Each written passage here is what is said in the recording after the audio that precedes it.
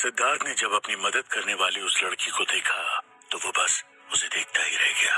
एक रेंजर की कॉस्ट्यूम में वो लड़की गजब की लग रही थी। वो जितनी ज्यादा खूबसूरत थी उसमें उतनी ही गजब की फुर्ती थी। वो उतनी ही स्मार्ट थी।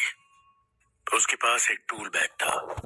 उसने सिद्धार्थ को बचाया और उससे कहा, उस पेड़ का ध्यान अपनी तरफ ही बनाए रखना, मैं कुछ करती हूँ। मैं तुमसे मुकाबला करने के लिए तैयार हूँ। तुम जो भी हो अब मेरा सामना करने के लिए तैयार हो जाओ, सिद्धार्थ ने उस पेड़ से कहा। और तभी उस लड़की ने टूल बैग से एक बोतल निकाली और उसमें से पेट्रोल उस पेड़ की जड़ पर छिड़क दिया। इसके बाद उसने बिना देर किए माचिस निकालकर उस पेड़ में आग लगा दी।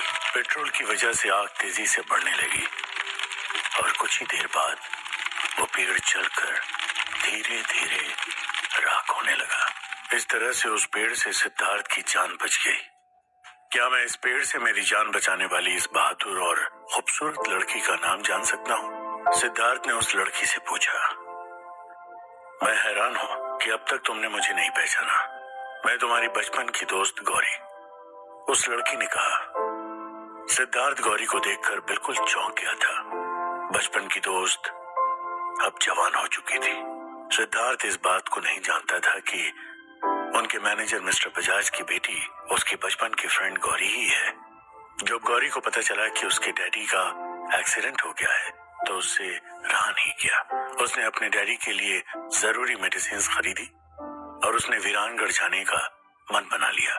गौरी पहले ही अपने कॉलेज के रिसर्च वर्क के लिए राजस्थान के पुराने महलों के प्रोजेक्ट पर वर्क कर रही थी। इन दिनों वो जयपुर में ही थी। जब उसे पता चला कि वीरानगढ़ का रास्ता बंद है तो उसने बिना देर किए एक बाइक हायर की और वीरानगढ़ की तरफ निकल गई। क्योंकि गौरी एक आर्कियोलॉजी स्टूडेंट थी, उसके लिए वीरानगढ़ की लोकेशन का पता लगाना बड़ी बात नहीं थी। वीरानगढ़ पहुंचने के बाद जब उसे पता चला कि सिद्धार्थ उसे भूता हवेली में उसके पेरेंट्स की खोज में गया हुआ था तो उससे रहा नहीं गया और वो भी वहां चली आई। सिद्धार्थ गौरी से 15 साल बाद मिल रहा था।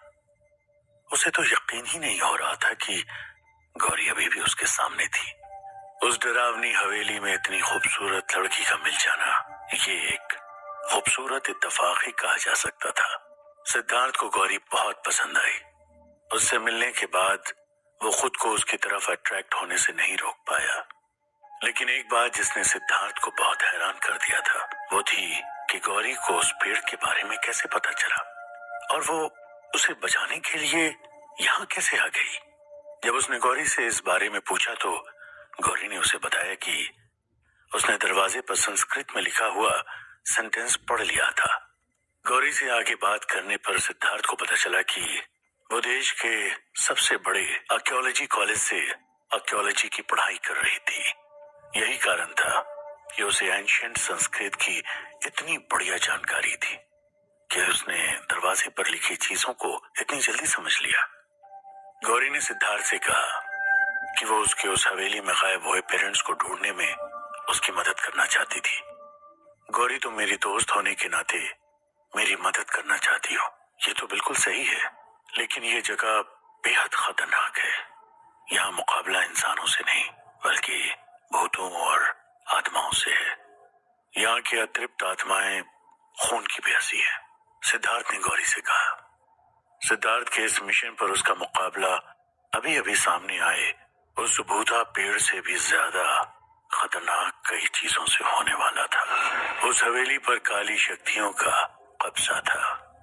चाहे जो हो, मैं हर हाल में तुम्हारा साथ देने के लिए तैयार हूँ। आफ्टर ऑल मैं एक आर्कियोलॉजिस्ट हूँ और इस भूता हवेली के तमाम रहस्यों को मैं भी जानना चाहती हूँ। जवाब में गौरी ने सिद्धार्थ से कहा। उस मोटे पेड़ के जल जाने के बाद हवेली के पहले बड़े दरवाजे की पहेली सुलझ चुकी थी। इसके बाद धक्का देने पर वो दरवाजा खुल गया। उस पुराने दरवाजे के खुलने पर एक अजीब सी डरावनी आवाज थी। गौरी और सिद्धार्थ के साथ उस बूढ़े बाबा ने भी उस हवेली के अंदर कदम रखा। हवेली के बारे में एक सच ये भी था कि वहां दिन के वक्त गए लोगों की जान तो नहीं गई थी, लेकिन या तो वो लोग पागल हो चुके थे या मौत से बदतर जिंदगी जी रहे थे। सिद्धार्थ और गौरी दोनों को ही इस बात की परवाह नहीं थी, क्योंकि वो लोग इस बात से अनजान थे। लेकिन ये सच्चाई वो बूढ़ा बाबा जानता था। जैसे ही वे लोग अंदर पहुंचे, उन्होंने देखा कि उस हवेली में बहुत सारे दरवाजे हैं और वो भी सभी बंद पड़े हैं। वह हवेली अंदर से किसी महल की तरह जगमगा रही थी। अंदर से सब कुछ बिल्कुल साफ सुथरा और खूबसूरत दिखाई दे रहा था। अंदर बहुत ज्यादा सन्नाटा था। ये सब देखकर उन तीनों की हैरानी का ठिकाना नहीं था। उन्हें महसूस हुआ कि शायद हर एक दरवाजे के खुलने के बाद अंदर का नजारा ऐसे ही खूबसूरत नजारे में तब्दील हो जाता होगा। लेकिन उन्होंने महसूस किया कि उस वक्त वह अंदर की खामोशी बहुत अजीब थी। वे तीनों अपने दिल की धड़कन को भी सुन सकते थे। ऐसा कैसे हो सकता है? जिस हवेली के बाहर इतना ज्यादा मनहूसियत हो, वो अंदर से इतनी शांति और सुंदर कैसे हो सकती है? गौरी ने कहा। गौरी के ऐसा कहते ही उसकी आवाज वहां जोर जोर से गूंजने लगी। हवेली में लगे तमाम शीशे जोरदार आवाज के साथ टूटने लगे। खुद को बचाओ, नीचे बैठ जाओ, सिद्धार्थ ने चिल्लाकर कहा।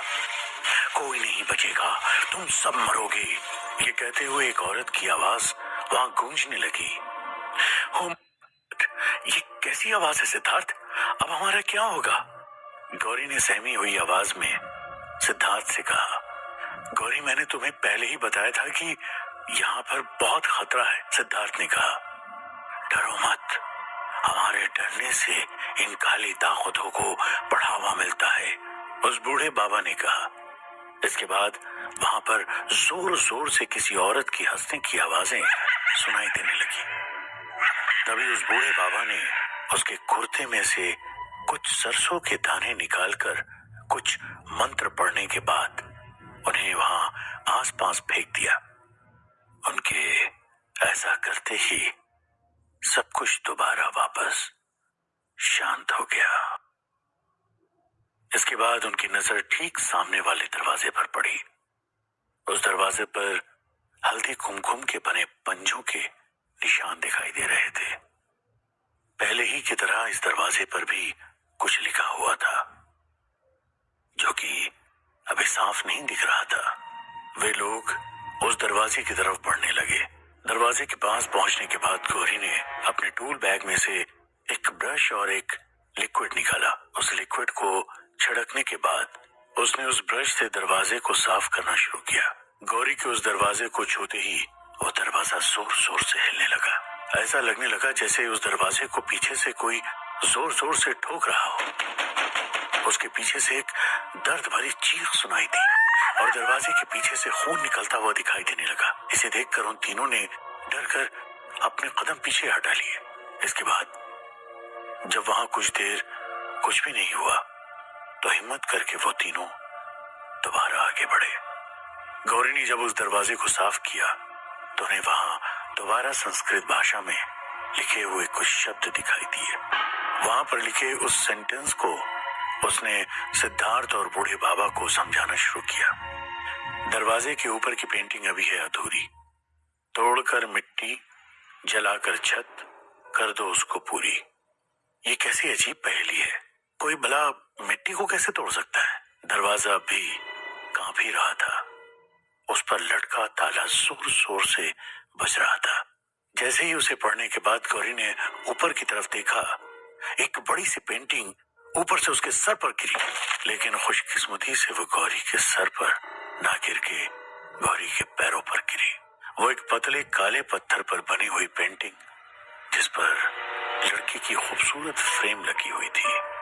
ओह गॉड, बहुत दर्द हो रहा है, कोई जल्दी से इसे मेरे पैर से हटाओ, दर्द से कराहते हुए गौरी ने कहा। गौरी, मैंने पहले ही बोला था, लेकिन तुमने मेरी एक नहीं सुनी, सिद्धार्थ ने उस पेंटिंग को हटाते हुए कहा। हालांकि गौरी को दाहिने पैर के अंगूठे पर थोड़ी चोट आई थी, लेकिन अचानक हुए इस हादसे से गौरी को घबराहट और दर्द की वजह से चक्कर आने लगा और वो धड़ाम से नीचे गिर गई। सिद्धार्थ और बूढ़ा बाबा दोनों भी घबरा गए। सिद्धार्थ ने गौरी को सहारा दिया तो गौरी ने